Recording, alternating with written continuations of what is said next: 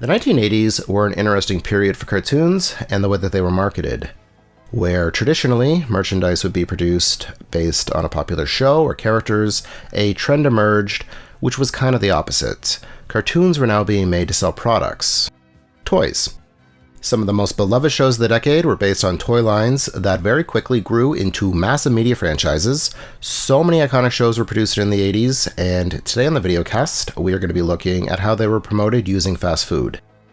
We've covered a lot of fast food promotions on this channel, and this video will follow a similar format. Fast food is our focus, but we'll also be covering other food promotions, as well as related history, some nostalgia. Should be a lot of fun. As always, I'm your host Brian, and this video was made possible thanks to our patrons over at patreon.com/pixandportraits.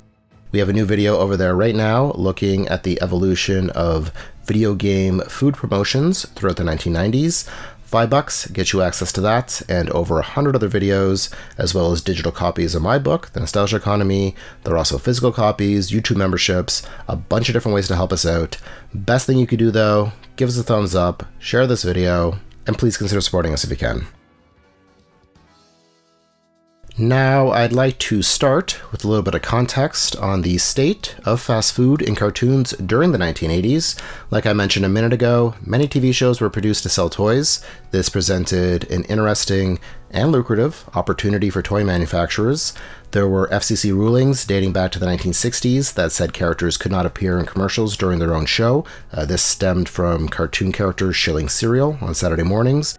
But advertisers now essentially had a half-hour commercial for their products. They could introduce a new character or set piece in the show and have a toy of it on the shelves the day the episode aired. This was very effective and very profitable, and it didn't take long for parents and advocacy groups to notice and take issue. One of these groups, ACT, Action for Children's Television, argued cartoons like He-Man, Transformers, and G.I. Joe didn't offer any sort of value beyond selling toys, and actively campaigned against them. As a sort of counter, shows began tacking on educational messages or PSAs at the end of every episode. This is where you start getting characters telling you not to do drugs or play on the ice. The G.I. Joe ones were memed a lot during the early 2000s. Knowing is half the battle.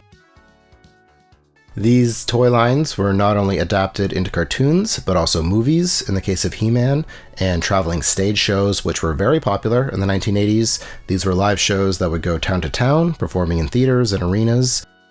Many shows were also being animated by Japanese studios like Topcraft, Toei. So whether people knew it or not, this was introducing a generation to anime, aesthetically and conceptually. Fast food places, at this time, all had very distinct identities. Today, they may still offer their own unique products or take on different foods, but the branding used to be so much stronger.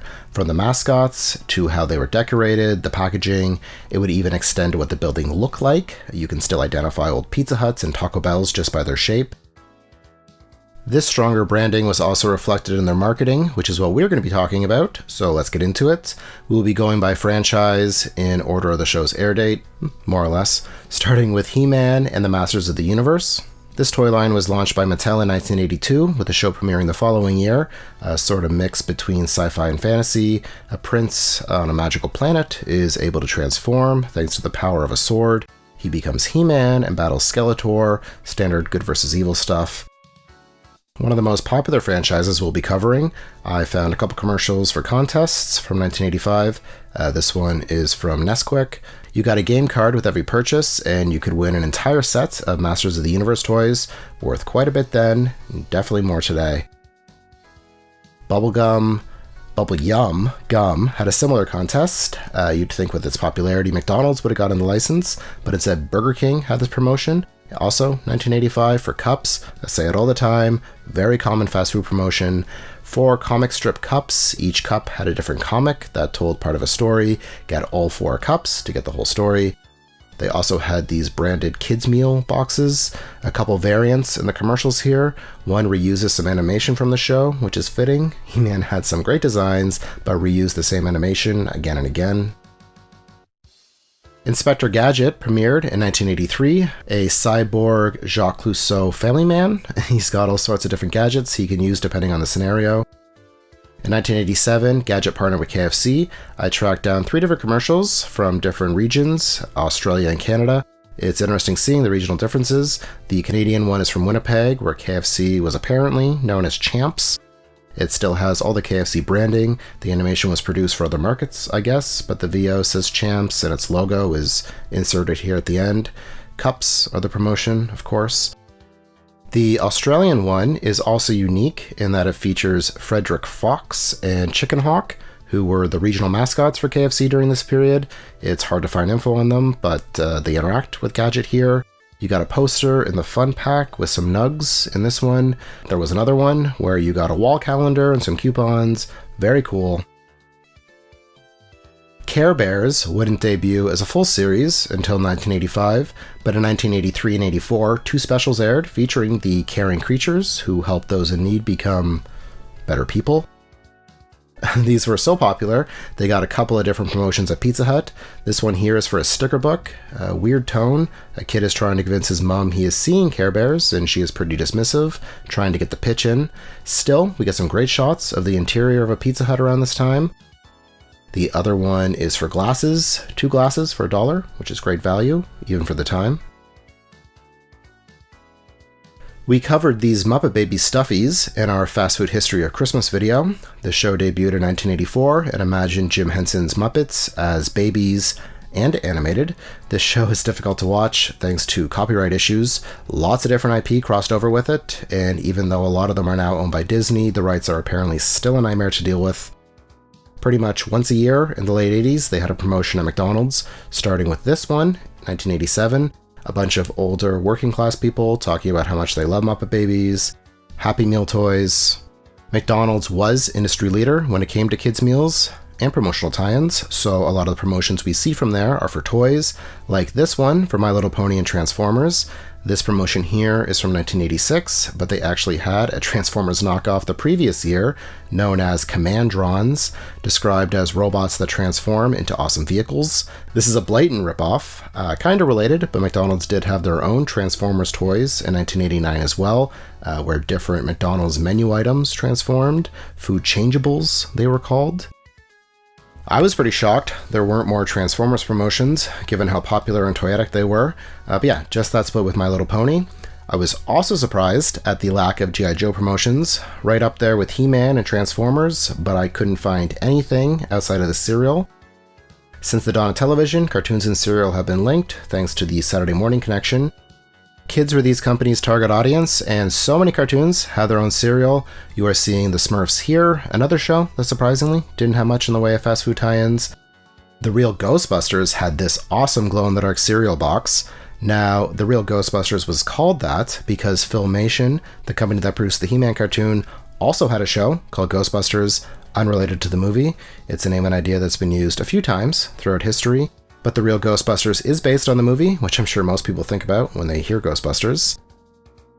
White Castle, of all places, had this promotion for Real Ghostbusters hygiene products. You got a toothpaste, a toothbrush, comb, soap, one of the weirder promotions we've seen.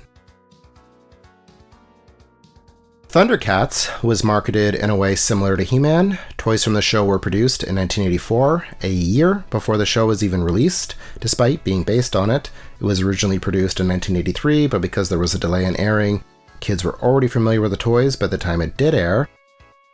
Just like He-Man, Thundercats had a promotion at Burger King, 1986. BK went all out on this. They had 4 different branded boxes and 4 different toys.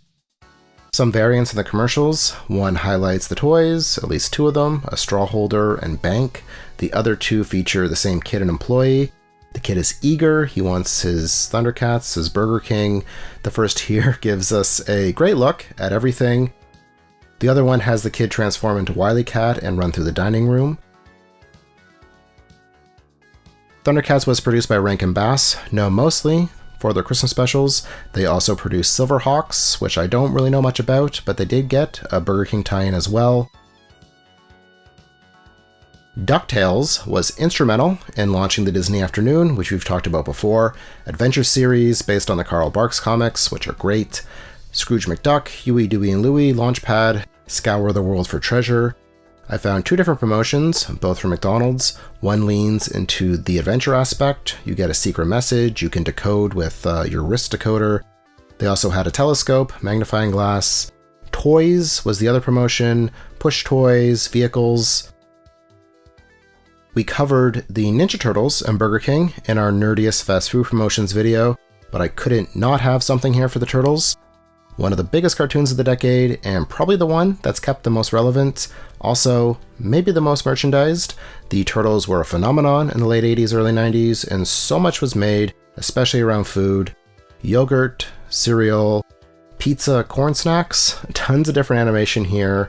Check out that nerdy fast food promotions video for more on the Turtles. If you're a 90s kid like me, we also have one on the fast food history of 90s cartoons.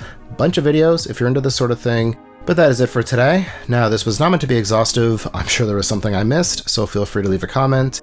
Let me know what you think. What are some of your favorite 80s cartoons? Do you have any memories of these promotions? Let me know. If you like this video, give us a thumbs up, subscribe, share, and if you have the means, please consider supporting us. As always, thank you so much for your interest in this channel, and thanks for watching. Stay safe out there.